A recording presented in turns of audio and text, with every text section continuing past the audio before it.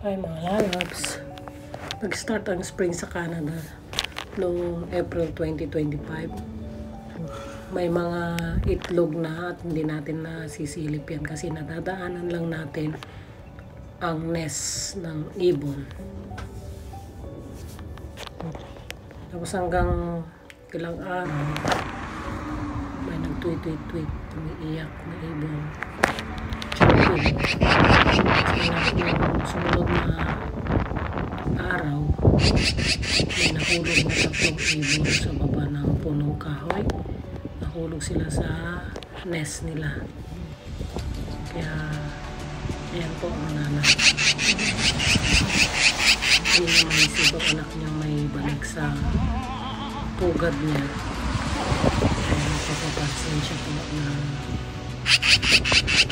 tok-tok ng sanga ng kahoy. Hindi ko naman maintindihan. So, tinignan ko. Natakot ng ko baka mamaya. Tatagapin niya ako. Tutok-tokin niya ako. Kaya, ngayon ko lang tinitignan ko. Pinagmamasdan ko. Pero galit na galit siya.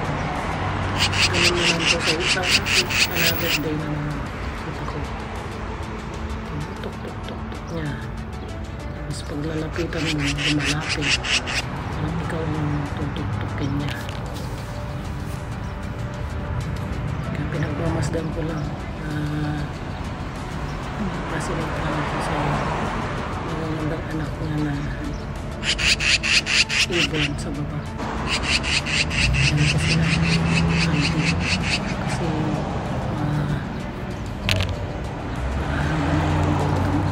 kailangan magputulin. Pero nag-stay sila dyan kasi hindi kayang iakyat. Ako din, I had to rescue.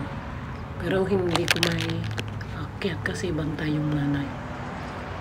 So, hinayaan ko lang. At hindi ko rin naman binantayan ng 24 hours kung ano nangyari. One day, yung naglilinis, nagkakat ng grass na nakamachine. Nakita ko na lang napatay ang isa. Tapos kinuha ko yung dalawa.